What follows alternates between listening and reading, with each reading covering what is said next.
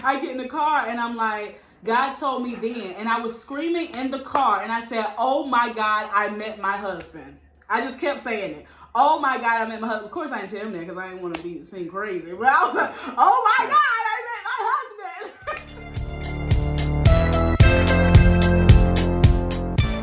Hey guys, welcome back to our channel. What's going on? What's up? So we did a poll on Instagram, Snapchat, and both of our Facebooks. And we asked you guys for marital questions that you would want us to answer. So today we're doing a marriage Q&A. And we got such a good response. So many people chimed in and were asking questions that we should ask. And so we're going to ask most of them and we'll elaborate on all of them as well. So let's get started. Number one.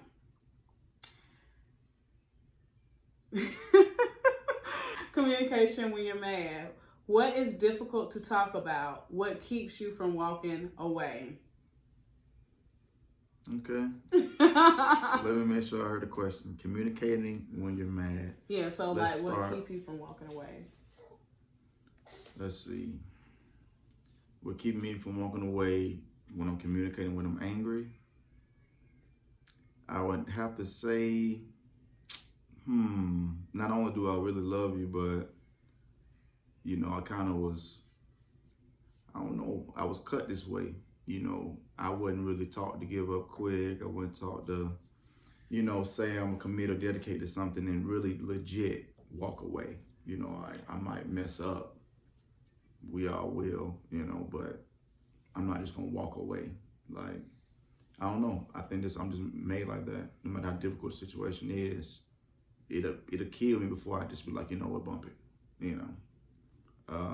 But it is difficult to communicate sometimes when I'm angry because you often can't think straight or see the point of the matter when I'm angry. So working on that is definitely a must. Patience is a virtue, but that's what keeps me walking away. I love you, and I'm just, everybody ain't able now. But I don't know, God made me this way. So, and I think that ultimately I feel in my soul that this is a worthwhile, now I want to say investment, but I know I did right. I chose well. God chose it for me, something in me. You gotta follow your gut. You shouldn't be married if you ain't following your gut. But I definitely am curious about your answer, dear. Okay. What keeps you from walking away? Communicating when you're mad. I guess my answer would be when you're married, it's just different. So it's completely different than just it being a relationship. And what would keep me from walking away with us is me knowing that we have to come to a resolution and trying to get the resolution so we can build versus being in, the new age where it's easier to walk away, especially in a relationship. Look at Pooh. Especially in a relationship, it's easy to just be like, I'm done, in a, not in a single relationship, but married, I just want to what helps me to stay is knowing that I want to come to a resolution because we have to build from this instead of just walking away and not coming to a resolution. So that's my answer. I respect that. I do. It's almost just it's not in the nature to just, I don't know, people got different standards, people, I don't know, everybody ain't able, man. Everybody ain't able. Do you feel marriage should be 50-50? Why or why not? I love that question. What do you think? You want me to answer first? It don't matter. Okay, so this is how I feel about the whole 50-50 thing. So I always think about this when I see this question online. I think that when it was originated, the question, people were talking about meet me halfway in a relationship or a marriage, like meet me halfway. But I think that it shouldn't be 50-50. I think that a marriage should always be 100-100. Like, I should be able to not just meet you halfway, but meet you fully and completely, like all the way. And I should get that, I should reciprocate that from you. You know, like it should be like us going all in together instead of like me just going halfway. Because to me, that's just half-assing it. Like, you know, but, and then on those days where I can't do 100% and it's difficult for me, and I'm like looking to you with my 25%, you say, okay, well, I'm going to come to you with my 175, go above and beyond, and vice versa. So when you come to me, like, look, all I got is 50% today, then I'm going to go above and beyond for my 150. So we can always come together and have that full 100-100. That's how I view it. I definitely agree with that. Interesting, you know, the 50-50 concept, it does subconsciously make you want to do what's just required, end quote. Yeah. But you got two people sitting here, two different worlds, two different views. My 50 ain't her 50, or better put, my idea of what halfway is not her idea. So if I do come with my 50 and it's not what each other thinks that it should be, then it's not going to come across well. I don't know if I'm making sense. But if I come 100 with you, like you're saying, and I completely agree, then basically it wouldn't be no slack per se, I feel like, you know, because it's more of an attitude. You know, I'm a service, like my love language is active service. So like what my love will look like, trying to voice on my 50-50, it'll look like me doing things like I know how to. Mm-hmm. But in marriage, if we're talking about 50-50, 100-100, it's more of a heart that'll say, you know, okay, hey, I'll find out what's necessary or required, and I'll put all my efforts into that, you know, and I might be diving a little to the right, and I am and I ain't, but what I'm basically saying is the 50-50 and 100-100 concept is more of a heart. It's a heart to say, okay, two different worlds coming together. I'm gonna try my best, you're gonna try your best, and we'll meet in the middle because we want to meet. If you don't want to meet, it's not happening, because we all right individually to ourselves. We don't mean to be, you know, but you go through life and you got hard lives. We have hard lives. So I think I'm right, you know, or I think that this has worked for me, and it has, but it's not required now, John. So me, you know, and it's ironic because all this is real too, guys. Like, this is hot. Like, we're going through this right now. So please believe when I say that I've had to upgrade my idea of 50-50 and 100-100. I had to be more open to be broken and rebuilt into a husband, as opposed to being a man out here, no dad, oldest of three, getting how I live. It worked then, but in this season and most of our seasons of our lives right now, you got to be open to becoming who you are, but are not yet, I suppose. And it all ties into being 50-50 and 100-100 to me. Like I said, it's a heart. So I'm in total compliance with what you're saying. But I like that question. What's the next one? Okay, let me see. So this question is, how do you think the idea of marriage has changed from baby boomer to the new millennials? I'll start by saying that I think that requires way more research than I have in my brain right now. Just to respect it, you know? But looking at it from being a 92 baby, catching, you know, my moms and grandmas, they was kind of raised in an era that we don't know, but we know through them. So most of our parents, if my grandmama was aggressive to my mom, it passed down. But okay, that's just to set up my answer about how to change from millennials to the old school folk. It definitely, and it's very touchy too. Because back then, the rights of women and the freedom of women weren't as strong. So you didn't have, well, like I said, I respect everybody in their respectable places, Jesus. But you didn't have a lot of independent women. You didn't have a lot of women that would say, bump it, I go get it myself. So what I'm saying is back then, in my opinion, marriage, if a man was cut right, I think marriage would have been easier back then. Because the woman kind of came in the picture, and like I said, there's no disrespect to anybody, and I'm not saying you don't have that heart, definitely not.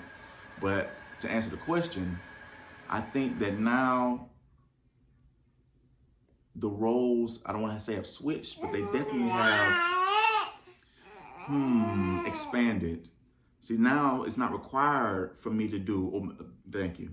Now it's not required for me to just do everything for you. You go get it on your own. You know, you making a few more dollars than me, you know.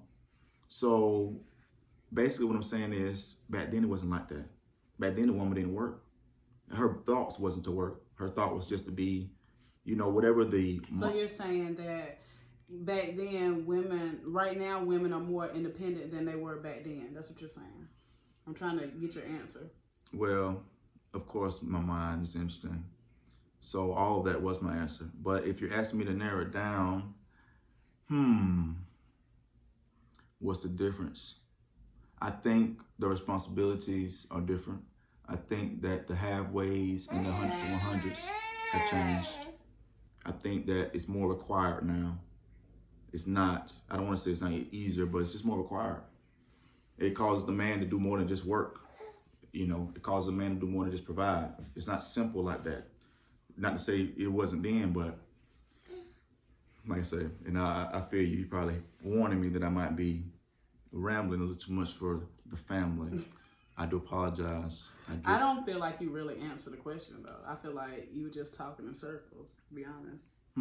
Like, okay, well, I'm gonna answer my answer to the question. So how do I feel that it's changed from baby boomers to new millennials is, I think that first of all, I don't think that people feel like marriage is a necessity. So like, versus back then, people aspired to be married. Now it's like, I think I'm mature enough for this now. Let's do it. But back then it was, you know, that's the aspiration, or that's what we're going to do. Some people were married off at 13, you know, like back in the day. But I also think that it's changed with millennials are, I'm about to get up and I'm going to walk away from this and I don't have to deal with this. I'll get a divorce. I'll just like, F it. I don't have to deal with it. Back then it was, let's sit down, let's talk about it, let's talk it through. Back then it was also, you doing your stuff, I'm doing my stuff, and we just gonna work it out. And we don't even have to discuss it all the time. We're just gonna be married because we gotta keep our family together. Now it's, I don't care about the family. If I don't feel comfortable, then I'm going to get a divorce, and I don't care because I have my independence and my freedom and I love myself, so I don't have to deal with this. I think it's more of selfishness and loving yourself in the new millennials than it is back then. Back then it was, let's think about our children first. Let's think about the future for them, and let's just deal with it. But you can't really say what's more healthier for you now. Like, both of them have their both good and bad. Like, yes, let's deal with it, but how is that healthy also for you? Like, how is that okay for you to just deal with it, you know? And then some of them, like, just forget it, let's just divorce. But how are you going to work through anything in your life? So. Everybody ain't able. But what's the next one? Okay, go ahead. I like this one that I see here. How can compromise be positive and negative in a marriage? I like that one too. That is a very good question. Very, very good question. How can compromise be negative? So I think that compromise can be negative. How can it be negative and positive? Compromise can, is it how? Yeah, how?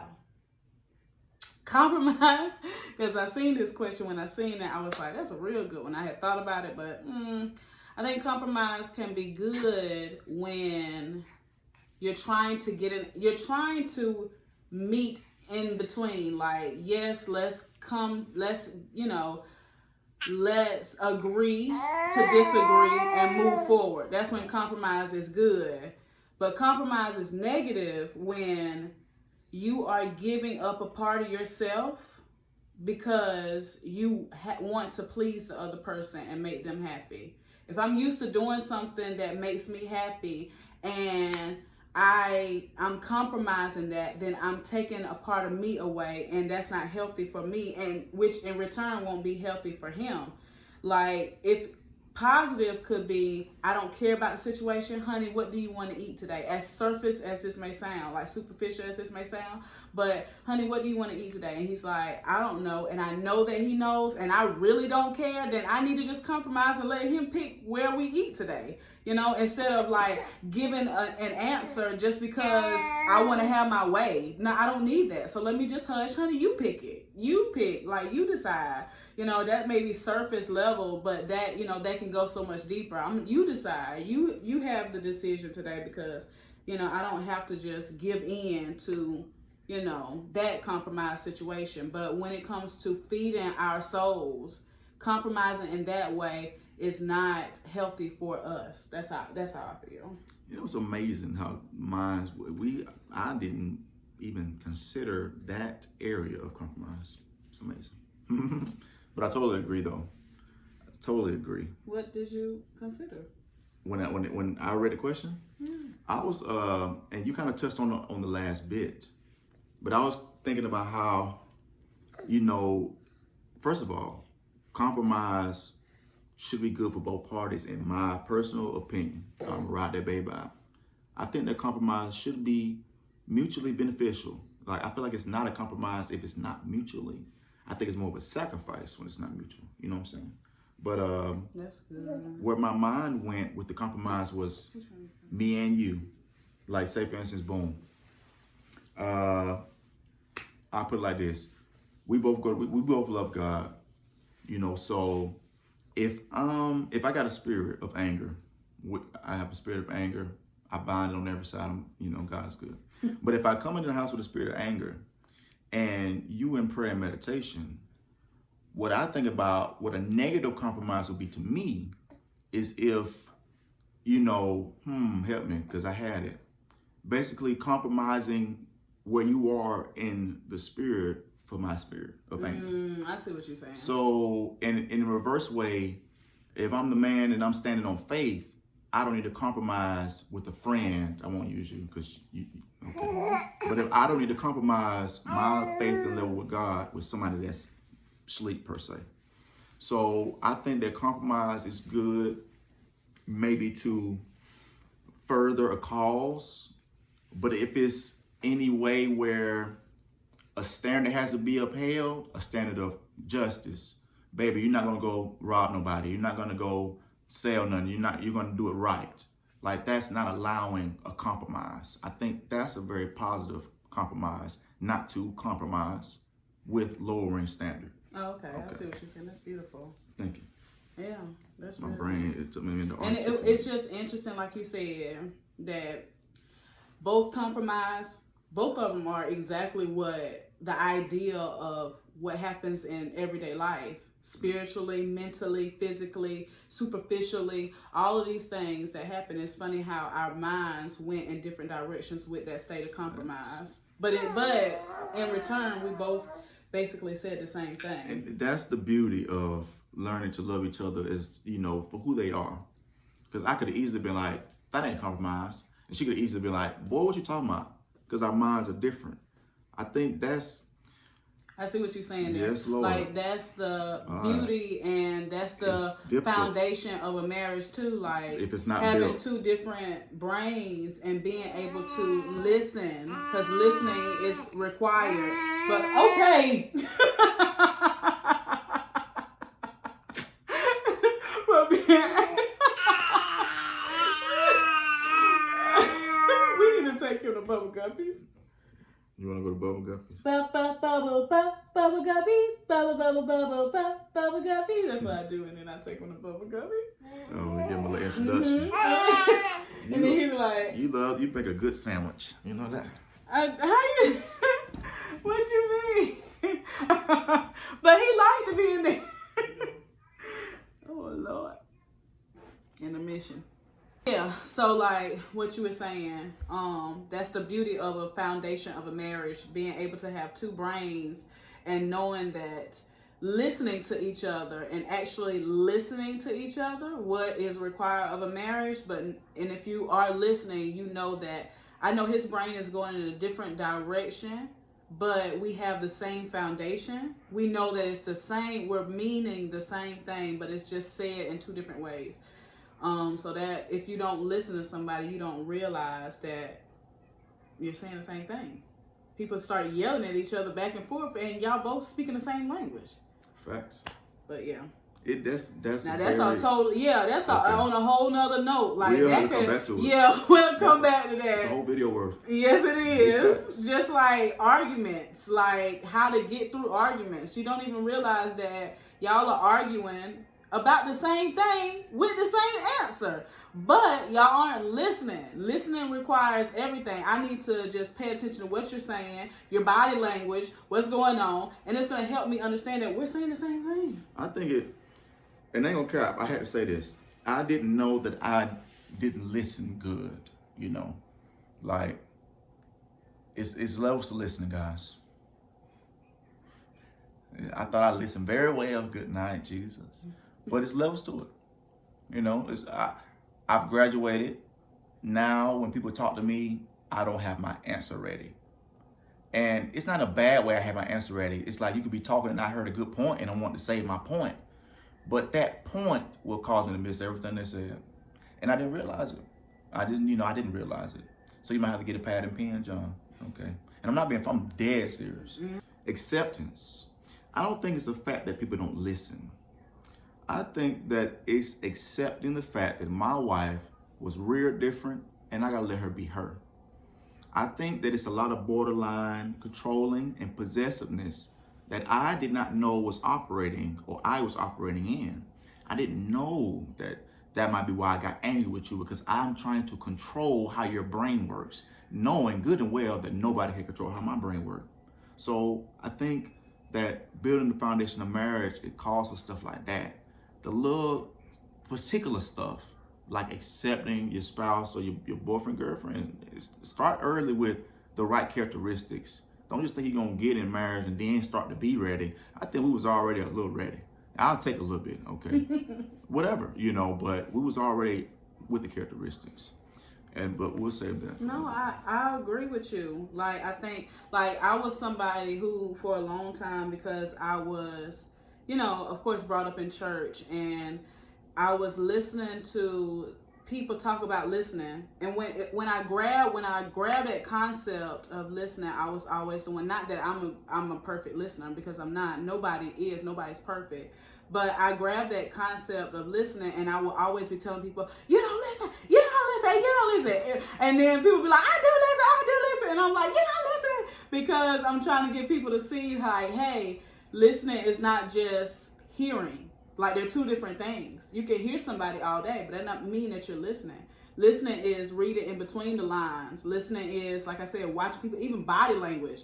Listening is being able to, when you listen well, I want to be able to listen so well for him that I know that he's about to reach for the remote before he even go for it, because I know how well he moves. Like, that's listening to me. Like when you go deep into it, like I don't have to question like what he's about to say to me, because I've listened to him so well for so long that I can almost answer his question before he even asks the question to me. So to me, that's listening, because then you're taking the time to actually know the person and know like their build up and know like what makes them a person.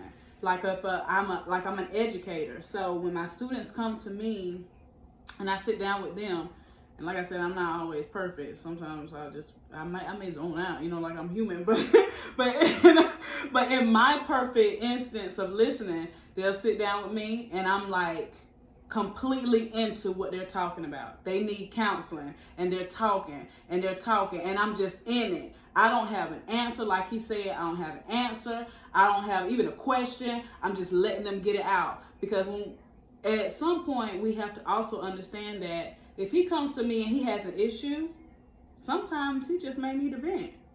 It may not be for me to give advice. It may just be for me to just listen to him and let him just say it. And then when he's done saying everything, he might feel 100% better. And I could just be like, okay. And that's it. So, yeah. You better think about Mr. Grumpfish. Mr. Grumpfish. I want to say this for somebody out there. That just like everything that you just explained about the listening, like that's a strength. Okay? Yeah. It's a strength. Yeah. Like that's something you can put on your resume. A good listener. But I wanna say this for somebody that it's not everybody's strength. It's not. And I can humble myself and learn from that. You know, but I say that I want to say like this, that that's her strength. It's not my strength. Okay? I wouldn't say it's my weakness, but I can be stronger there. You know, I think, and it's so elaborate. I think we just need to do it like a foundational thing. I know, we need to just do a video on listening, period. Listening and communication. Well, I think that we need to ask the question, what do you think foundates? Or what do you think the foundation should be for a good marriage? Because I think after this point where we're sitting right now, if we could re-talk to ourselves, especially me, I have a good old 30 minutes to an hour and a half conversation with me, and things will have flown smoother. Of course, we need the bumps and bruises, but a lot of things could have been avoided. It could have been avoided, you know. If the foundation was stronger, it could have been avoided. Mm-hmm. All right. Well, we went all the way out there with that question, but that's how it is, and I think that's what you guys wanted. But anyway, how did we know either of us was the one? That's easy for me. How did I know that she was the one? It's interesting because, and I'm gonna try to speak English. It's interesting because I knew, but I didn't know. People can say what they want to say, okay? But Jesus help me. Anybody knows about listening to the small voice, listening to the gut feeling. I honestly was gonna go about my day. I'm at an open kitchen at my job. So she came inside the counter, which is like 3 steps away from me up front.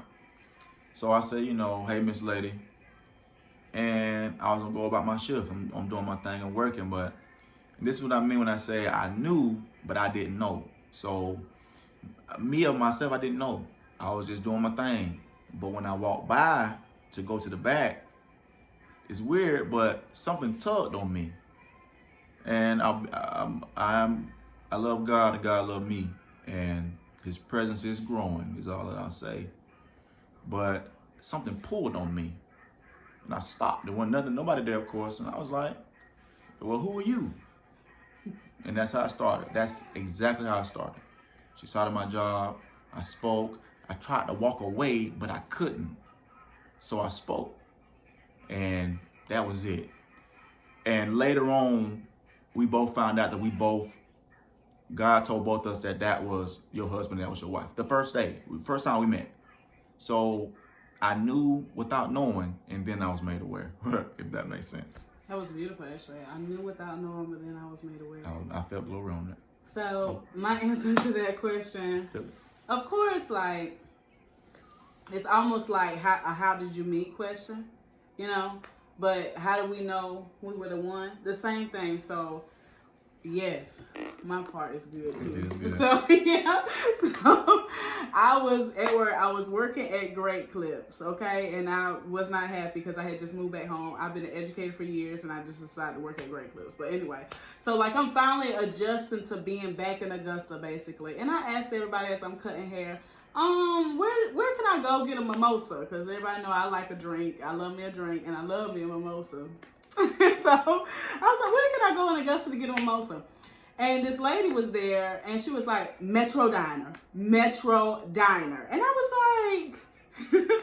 like, Metro Diner? What's Metro Diner? I hadn't heard of it because I had just got back in town. And I was like, okay, I'm gonna look them up. But I just wanted to go to Cheddar's so bad because I haven't had Cheddar's in years. I was like, I have to have Cheddar's. So I called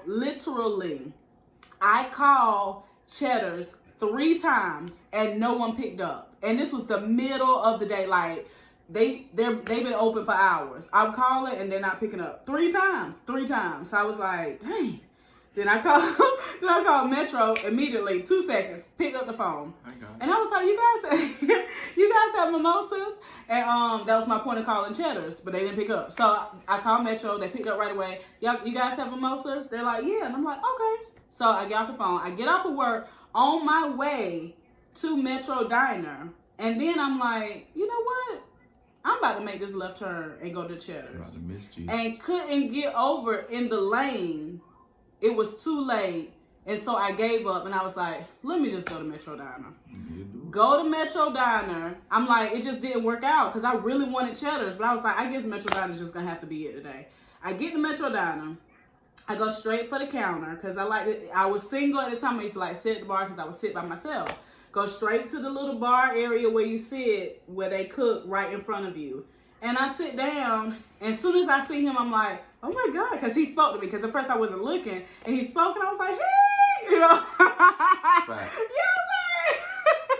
and it was just so interesting because I had not been looking for anything in a long time. Like, I had been turning people down left and right, like, for probably like 2 years. I was like not trying to be in a relationship. I was sitting at the bar and it was just so weird how the whole dynamic of the whole restaurant, all of his friends, it was almost like they were trying to sell me on him. They were like, yeah, because he like this and he like that. And I was just like, oh my God. Then I found out that he was writing a book. He said something about, yeah, because when I finish this book, I'm getting out of here. And I said, you writing a book? I just published a book on Amazon. And then we were like, what? And then we were just having like dialogue.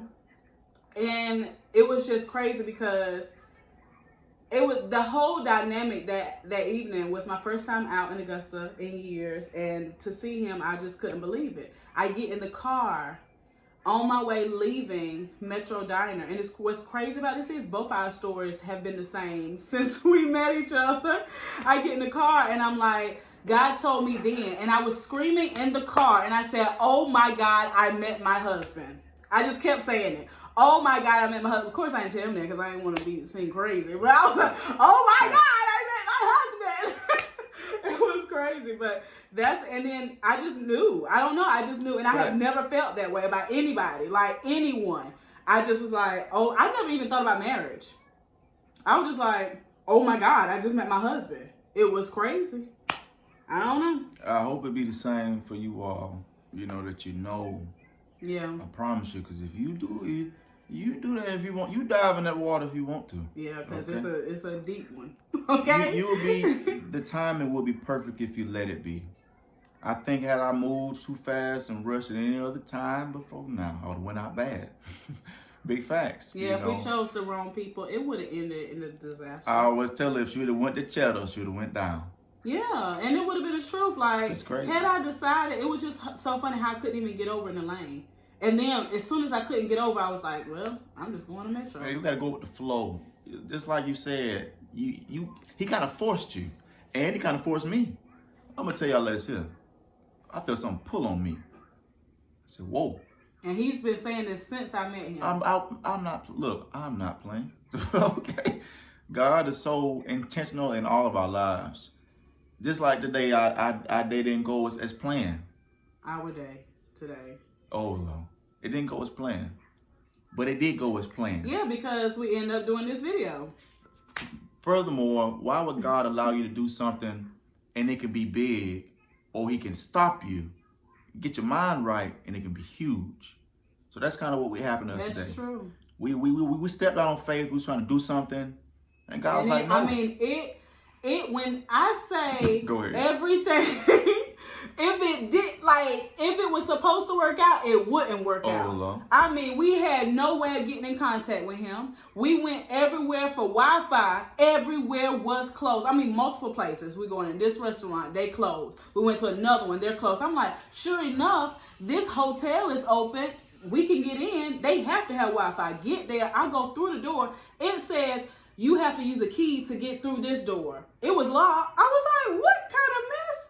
And so somebody came behind me. I'm like, maybe I can sneak in. They don't have a key either. So then we leave, go get Wi-Fi, contact our videographer finally, and then we all the way out, and then now we come back in, the train stop us. I mean, it was just too much. Like, it was just one thing after another, and I was just like, baby, you got to talk to him, because I ain't even stable enough to talk to this man at this point. Like, I'm losing. And I'm glad I did exactly what I should have did. If your day going wrong, Lord, what is it? Okay? Lord, what is? I won't go no further. Don't go no further. What you said, train? It was a detour too. It was a marathon. A marathon. That was downtown, one of the marathon downtown. And it's blocked off. It was blocked off for miles. Train, detour, I was phone, babies. Yeah. Good night. Everybody crying. The dog was crying. All right. God, like, no. God said no. Heck no. I was like, yo, if this can't go any worse right now, like, it was nothing was working out, and I was done. Had we would have tried to force it, it would have started raining. Yes. All right. It would have. All right. That's how God will do you. It would have. I truly believe that if we had to force what we were trying to do, it would have started raining. Okay. I mean, it was like one thing after the next. I was like, you can't make this up. Like, this is not like something that you just make up. Like, today could have been a movie. Okay? Like, for real. I was like, yo, we're walking down the street trying to find a place, and even the guy, our videographer, who is an awesome young man, he reminds me so much of my nephew. He is walking. He walked so far to get us because he didn't know where we were. It was just, his morning was all over the place. Like, it was a lot. But like he said, when things are ordained, things are going to happen a certain way. I knew in that moment to just be like, I heard my husband when he was saying, what does God want? What does he want? That's what he continued to say in the car. Every time he asked that question, I said nothing. Am I right, honey? Every time he said, I didn't say nothing. When we wasn't talking about that, I was pissed. I was like, yo, I don't want to do none of this no more. And then he'd be like, what does God want? And I was like, he want? He in control now. I was like, let me hush. My husband is saying something. And even if I didn't, I was so frustrated. Even if I didn't agree with how he was handling it, him being spiritual, I understand spirituality 100%, but sometimes you don't be there. And I wasn't there today. But I knew he was, and sometimes it'll be reversed. But I knew it was his time to be there, and I wasn't there. And I was just like, I'm going to let him be there, and I'm not going to say anything, because it ain't the time. And he's like that too. So if I'm there spiritually, he's not going to say anything if he's not there. Like, we complement each other well in that way. We're not going to speak negative when it's time for us to be speaking, like when one of us is being spiritual about this whole situation. And today was one of those days, and I wasn't with it. I was like, in my mind, every time he said, what does God want? I was like, Lord, you better tell me something, because I'm getting mad. And he will. And I know we ran it a little bit, but we didn't. This is how you want to meet your significant other. You want to meet your person like this. I want everything that I do to be supported by God and all of his orchestra, okay? I want it to be a beautiful symphony while I'm on the way to wherever I'm doing. If it don't work out like that, it's liable not to be where you need to be. Coach said, son, be where you're supposed to be, doing what you're supposed to be doing when you're supposed to be doing it. All right, somebody. Real talk. And I think this question is perfect. I'm not going to show it to you. I think it's perfect. Yeah. This question is perfect because it's like, following up on what we're talking about, this question, and this is my aunt sent this one, and I love this one, and I knew he was gonna love this one. But she's not my aunt; she's my cousin, but she's older, so I like to call her auntie. Big cuz. Yeah. It says, "Is it imperative that we both share the same faith?" Is it imperative that we both share the same faith? That's one of those touchy conversations that I would not get into fully, because I don't want to be misunderstood, because we definitely speak from respect, grace. We don't want to step on nobody's toes. I assure you, we love you. We love ourselves. We love the Lord. Okay, and that's. I think that I'm sorry. No, you good. You give me time. Go ahead. Yeah. I think that the question I think the real, okay, not that I'm modifying my cousin's question, but I think the real question in all of our hearts is not if or should be. It's not that should we have the same faith. I think the question is, should we both have faith? Because, like, in all actual reality, people study different things. People believe in different things. But at the end of the day, the single most profound, most common ground of all religions, faith, whatever you want to call it, is love. Period. Facts. Period. It's all about love. It's about loving one another. It's about loving yourself. And it's about loving your creator. And so I think that going into a marriage, should you have faith? Yes. Should you both have the same faith? I think that you will have the same faith no matter who you feel like your creator is, because you still feel like you are created and you believe in the common word, which is love. You know, I think that it will somehow mold together with the faith that you have. Because remember, faith is spirituality. It's not religion.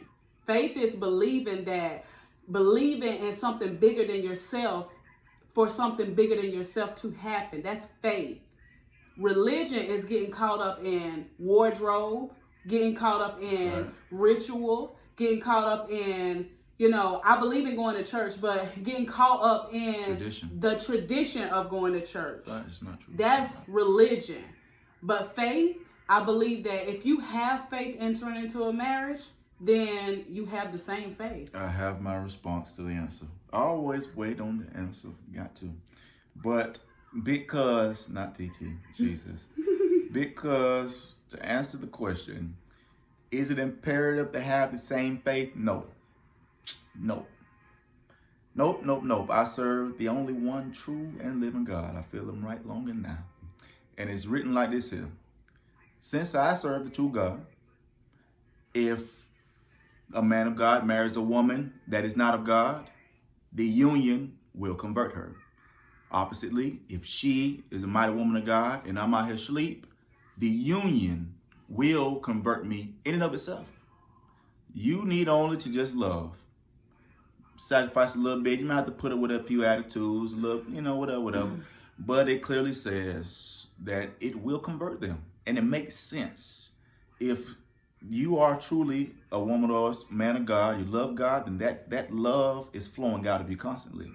And it might take some time for an unbeliever to, you know, get saturated in it. That's why you got to love them, not you, but you got to surround them in the goodness. And then after a while, they don't know why they want to come to church all of a sudden. All right. Don't know why they want to be like, hey, you ain't praying? You mind if I sit? Because it's doing the work. And I take no disrespect to any other faith.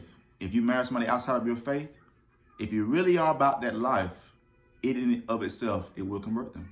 It will. Okay, here's a question. Okay. Do you feel individual alone time is equally conducive to a healthy marriage as a mandatory date night? Love that question. Do I feel like being alone is as mandatory as a date night? Mm-hmm.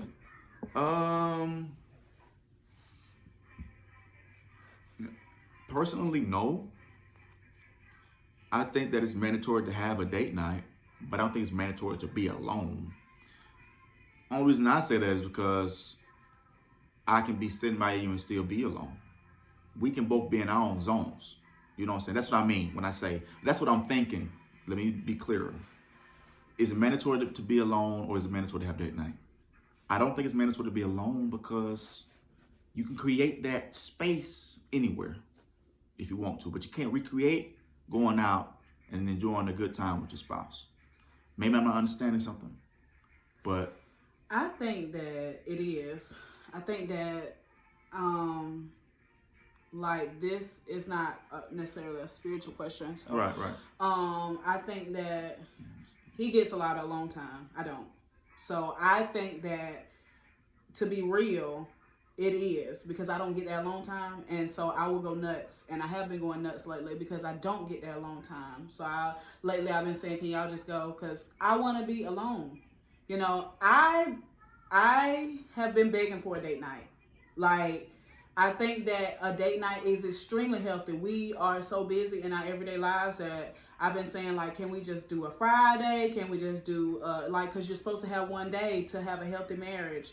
But I feel like both are equally conducive for a healthy marriage, because if you don't take that time to be alone, then you forget about yourself. Like, I get so wrapped up in being a mom to not just our newborn, but our new puppy. So our new puppy, we received at 4 weeks. So I found myself bottle feeding the puppy, like in the very beginning. And I wasn't getting any sleep, where like absolutely none, because one was waking up, the other one was going to sleep. So like I was all wrapped up in them and even him. So like I was not taking time to like, take care of myself. So I think that yes, alone time is definitely required. And definitely if you need it. That's basically that's what I started with by saying that I'm not one of those people that need to be alone, even though I am alone. Yeah, I understand that, but But if you need it, of course. But I feel like you also get alone time. You get enough of it. So of course you would feel like you don't need it. Well, I'm in my head, so I'm always, but like I respect, of course, what you're saying. My wife, you got all the responsibility, mom and wife, but if it's healthy, yes, you can have two people that don't ever need to be alone. You have two people that need to be alone more than most folk. You have to come to understanding with each other, But in our case, my wife just said, "Hey, brother, I need to rest. All right, I need to go spa day, mom day, bet." I would be wrong to try to rob her of that time. Just like I would be wrong to not lock in a date night. We do sporadic stuff, but screw the sporadic. This is the day, do it this day. And I had to learn that, and I hope any other, new couple, married couple learn that, that little spontaneous stuff don't matter. You need to do a reservation at your Olive Garden or something. A reservation, Friday, 8 o'clock. That means more than it's saying, "Hey, babe, let's go to Wendy's." Because I can easily be like, "Oh, I do feed you. I do this." That's not what you mean. And I got to learn little stuff like that. And I'm ranting and I'm going to leave it alone. But it be that little stuff like that, man.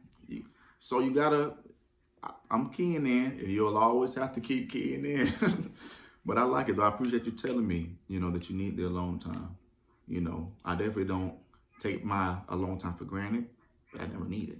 I hate being alone. It's so weird how it is. Why do I get that alone time when I don't want it? But you need it and you don't get it. You know what I'm saying? It's very weird. But, like I said, I think it's because the shoe is on the other foot, and that's why it's like that. Like, you get it, so, you're going to feel like you don't need it. I don't get it, so I'm going to feel like I need it. But here's the next question. So this question it's kind of, I like that. I think because I'm like older and stuff, him too. I think that this question is kind of for like the younger generation, but I guess it could be for our age too. I guess it's a mindset thing. Yeah, No. Is texting cheating? If you ask me, definitely.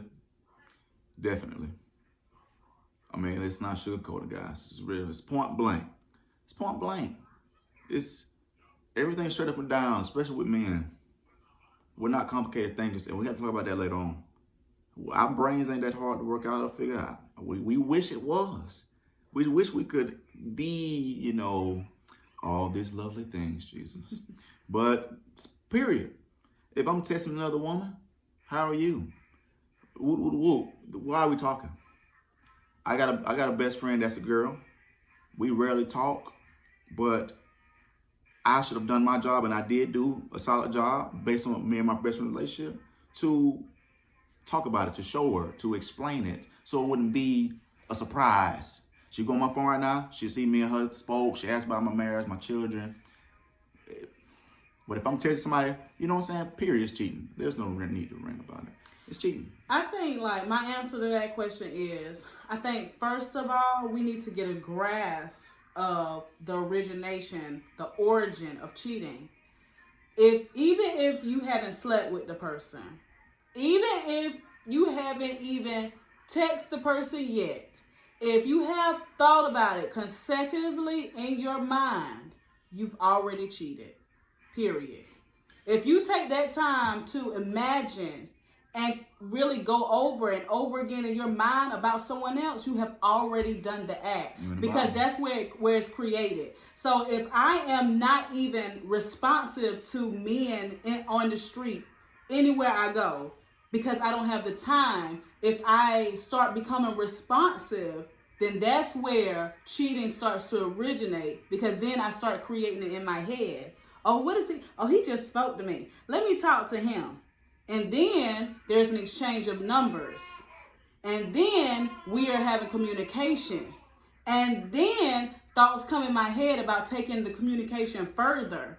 And then the communication has been taken further, and now we're in the bed. The devil is a lie.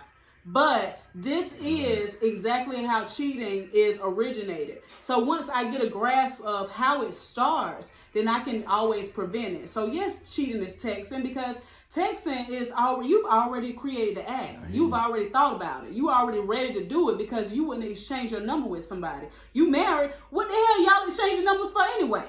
So why? Yeah, that's cheating. So go ahead and put the phone down. What y'all even looking at, pulling out phones for?